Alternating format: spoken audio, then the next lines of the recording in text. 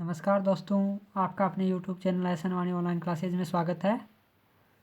आज हम बात करते हैं फ्यूचर इंडेफिनिट टेंस या सिंपल फ्यूचर टेंस की, यानी जिसको हिंदी में बोलते हैं भविष्य अनिश्चित काल या साधारण भविष्य काल।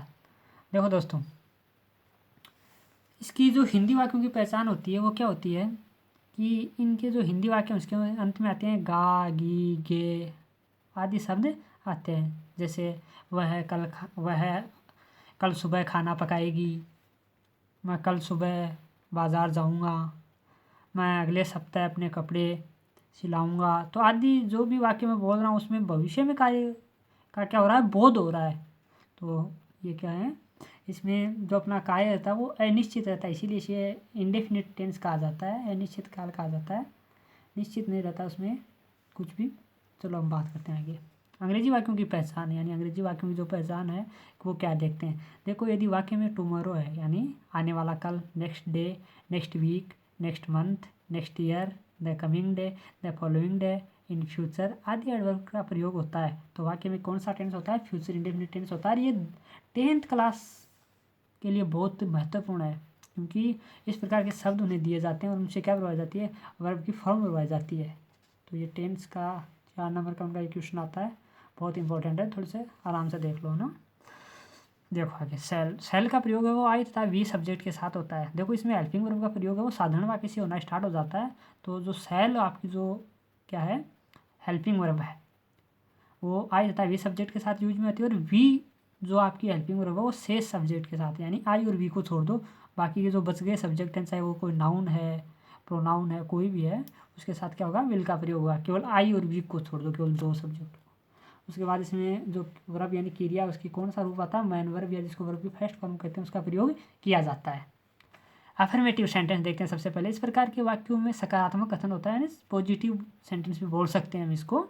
इस टेंस से ही क्या है, इस वाक्य में हेल्पिंग वर्ब का प्रयोग शुरू होता है, यानी यही टेंस है। इससे पहले हमने पढ़े थे प्रेजेंट इंडेफिनिट और पास्ट इंडेफिनिट, दोनों के साधारण वाक्य में हेल्पिंग वर्ब का प्रयोग नहीं हुआ था। प्रेजेंट इंडेफिनिट में हमने वर्ब की फर्स्ट फॉर्म का यूज किया था और पास्ट इंडेफिनिट में हमने वर्ब की सेकंड फॉर्म का यूज किया था साधारण वाक्य में। लेकिन इस टेंस से ही क्या हो जाता है, साधारण वाक्य में हेल्पिंग वर्ब का प्रयोग होना शुरू हो जाता है। तो ये थोड़ा ध्यान रखने योग्य बात है। ओके, चलते हैं आगे।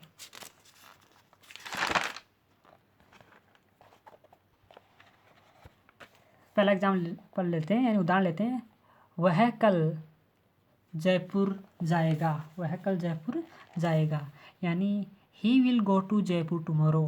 वह कल जयपुर जाएगा। देखो, ही वह यानी ही के साथ हमने क्या यूज़ किया है, विल यूज़ किया। बस यही देखने लायक है, इसमें वर्ब की फर्स्ट फॉर्म है और सेम है इसमें, है ना। थोड़ा देखना, टुमारो यानी आने वाले कल की बात कर रहा है। एक कल बीता हुआ कल होता है वो पास्ट टेंस में यूज में होता है, और जो आपका ये कल है ये क्या है, एक आने वाले कल की बात करा, तो यहाँ इसका अर्थ क्या होगा, टुमारो। ओके, जो फ्यूचर टेंस में हमेशा यूज में आता है। मैं एक पत्र लिखूंगा, आई सेल। देखो, आई के साथ क्या यूज हुआ, सेल का यूज हुआ, राइट ए लेटर। हम अगले साल ताजमहल का भ्रमण करेंगे, we shall visit the Taj Mahal next year. ये देखो, वी के साथ, वी और आई के साथ मैंने बताया था सेल का प्रयोग होता है, देख लेना। अब आगे हम बढ़ते हैं। नेगेटिव सेंटेंस यानी नकारात्मक वाक्य। देखो, इस प्रकार के वाक्य में क्या होता है, नकारात्मक कथन होता है, यानी नकारा जाता है किसी चीज़ के लिए, मना किया जाता है एक तरह से बात करें तो। अंग्रेजी वाक्यों में नोट का प्रयोग होता है, जो अंग्रेजी वाक्य होते हैं उसमें किसका प्रयोग होता है, नोट का प्रयोग होते हैं। स्ट्रक्चर यानी जो संरचना है उसकी क्या है, subject plus helping verb plus note plus verb की फर्स्ट फॉर्म प्लस ऑब्जेक्ट। यानी इसमें क्या होता है, सबसे पहले सब्जेक्ट, फिर हेल्पिंग वर्ब, फिर नोट, फिर वर्ब की फर्स्ट फॉर्म, फिर ऑब्जेक्ट। इससे मैं एग्जाम्पल के तौर पर ले लेता हूँ। वे पाठ याद नहीं करेंगे, वे पाठ याद नहीं करेंगे। They will not learn lesson, यानी वे पाठ याद नहीं करेंगे। मैं पुस्तक नहीं पढ़ूंगा, I shall not read book, मैं पुस्तक नहीं पढ़ूंगा। हम कल विद्यालय नहीं जाएंगे, we shall not go to school tomorrow, यानी हम कल विद्यालय नहीं जाएंगे। ये इसके एग्जाम्पल हुए नेगेटिव सेंटेंस के। अब मैं बात कर लेता हूँ इंट्रोगेटिव सेंटेंस का। इंट्रोगेटिव सेंटेंस यानी प्रश्नवाचक वाक्य। देखो, हिंदी में इस प्रकार के वाक्य हैं वो क्या से शुरू होते हैं और प्रश्नवाचक चिन्ह पर समाप्त होते हैं, और अंग्रेजी में इस प्रकार के वाक्य हेल्पिंग वर्ब से शुरू होते हैं और प्रश्नवाचक चिन्ह पर समाप्त होते हैं। तो इसकी स्ट्रक्चर क्या होती है, helping verb plus subject plus verb की फर्स्ट फॉर्म प्लस ऑब्जेक्ट और क्वेश्चन मार्क। ये इसकी क्या होती है, स्ट्रक्चर होती है। देखो, स्ट्रक्चर प्रत्येक सेंटेंस, प्रत्येक टेंस में प्रत्येक सेंटेंस की स्ट्रक्चर मायने रखती है। अगर स्ट्रक्चर हमें अच्छी तरह से याद है, हमें मालूम है इसमें कौन सी हेल्पिंग वर्ब यूज होने वाली है, कौन सी वर्ब की फॉर्म यूज होने लगे तो हम स्ट्रक्चर के आधार पर सेंटेंस को कर देते हैं। जैसे क्या संदीप कल घर आएगा, तो सबसे पहले क्या, और क्या के लिए हेल्पिंग वर्ब यूज़ करेंगे, तो संदीप के साथ विल यूज होगी, विल संदीप। फिर वर्ब की फर्स्ट फॉर्म तो क्या है, आना की स्पेलिंग होती है कम, क्या आएगी, आएगा यानी कि आना कम, एट होम, और कल की क्या होगी, टुमारो, क्या होगी, will Sandeep come at home tomorrow, क्या संदीप कल घर आएगा। क्या तुम कुछ रुपए दोगे, या क्या तुम कुछ धन दोगे, तो will you give some money, क्या तुम कुछ धन दोगे। क्या मैं शहर में पढ़ूंगा, shall I study in the city, I के साथ क्या आ गया, शैल आ गया। यू के साथ क्या आया, विल आया था। शैल के लिए मैंने क्या बताया है, आई, तथा वी के साथ क्या आएगा, शैल आएगा। और से सब्जेक्ट होंगे उनके साथ क्या आएगा, चाहे वो नाम भी हो, या ये देखो नाउन है, नाम है, तो इसके साथ क्या है, विल आया। यूँ तुम, इसके साथ भी क्या है, विल आया। ओके, तो ये थोड़ी सी चीज़ें हैं वो ध्यान रखनी होगी है। चलो आगे चलते हैं। नेगेटिव इंट्रोगेटिव सेंटेंस, नकारात्मक प्रश्नवाचक वाक्य। इसमें देखो एक सरल सी मैंने चीज़ बताई, क्या डॉट डॉट डॉट, नहीं डॉट डॉट डॉट। जैसे क्या वह घर नहीं आएगा, बस हो गया। क्या है उसमें हेल्पिंग वर्ब के लिए हम बनाएंगे इसको, तो क्या बनाएंगे, हेल्पिंग वर्ब, क्या वह घर नहीं आएगा, तो इसको बनाएंगे will he not come at home. बस स्ट्रक्चर की मैं बात कर लेता हूँ, यानी संरचना। Helping verb plus subject plus not plus verb की फर्स्ट फॉर्म प्लस ऑब्जेक्ट, यानी इसकी structure helping verb plus subject plus not plus verb की फर्स्ट फॉर्म प्लस ऑब्जेक्ट। ये देख मैंने हेल्पिंग वर्ब, उसके बाद क्या दे दिया, सब्जेक्ट के लिए जगह छोड़ दी, नोट की जगह छोड़ दी, क्वेश्चन मार्क दे दिया, जिसमें वर्ब की फर्स्ट फॉर्म ऑब्जेक्ट। ये देखो मैंने उदाहरण दिया था इसके ऊपर वाला, ये बना के उदाहरण दिए थे। ओके, आप भी देने लग जाओगे, थोड़े ध्यान से देख लो। इतनी हार्ड है नहीं अंग्रेजी जितनी लगती है, बस थोड़ा सा गौर करने की आवश्यकता है। एग्जाम्पल, क्या मिस्टर मक्खन सिंह अंग्रेजी नहीं पढ़ाएंगे, विल मिस्टर मक्खन सिंह नॉट टीच इंग्लिश, क्या मिस्टर मक्खन सिंह अंग्रेजी नहीं पढ़ाएंगे। क्या वह कार नहीं चलाएगी, will see not drive A car, क्या वह कार नहीं चलाएगी।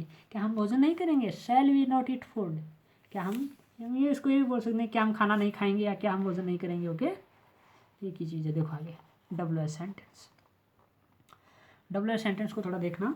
इसमें क्या है, डब्ल्यू एस सेंटेंस में हिंदी वाक्यों में क्या, कब, कहाँ, कैसे आदि, अंग्रेजी वाक्यों में वाट, व्हेन, वेयर, हाउ, यानी जो डब्ल्यू एच फैमिली के शब्द हैं 11 मैंने पिछली वीडियो में बताया आपको, वो शब्द कोई भी शब्द उनमें से यूज़ कर सकते हैं इनमें। ओके, तो थोड़ा ध्यानपूर्वक देखना। अंग्रेजी में तो ये पहचान, और हिंदी में क्या है, ये हमेशा बीच में आते हैं, ध्यान रखना। ये हमेशा अंग्रेजी में शुरुआत में आते हैं। देखते हैं कैसे स्ट्रक्चर, अंग्रेजी वाक्य बनाने की जो संरचना है वो देख लेते हैं। अंग्रेजी वाक्य कैसे बनाना, डब्ल्यू एच वर्ड शुरुआत में आएगा, फिर क्या आएगी, हेल्पिंग वर्ब आएगी, फिर क्या आएगा, सब्जेक्ट, फिर वर्ब की फर्स्ट फॉर्म, और फिर ऑब्जेक्ट। ओके, देखते हैं आगे। एग्जाम्पल है, मिस्टर राजेश जी यादव हमें क्या पढ़ाएंगे, तो what will mister Rajesh ji Yadav teach us, यानी मिस्टर राजेश जी यादव हमें क्या पढ़ाएंगे। ओके, क्वेश्चन पूछ रहे हैं तो उसके आधार पर इसका बना दिया हमने। अब लाल सिंह कार कब चलाएगा, तो when will Lal Singh drive car. बलवान नवलगढ़ क्यों जाएगा, वाई विल बलवान गो टू नवलगढ़। हम फुटबॉल कहाँ खेलेंगे, यानी हम फुटबॉल कहाँ खेलेंगे, यानी देखो कहाँ की स्पेलिंग क्या होती है, वेयर होती है, तो वेयर लिख दिया।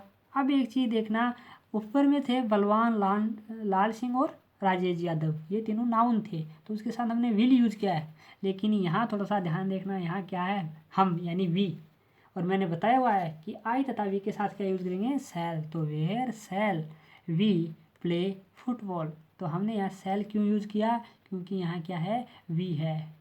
आई या वी में से आपको कोई भी दिखे तो हमें क्या यूज करना है, शैल यूज करना है।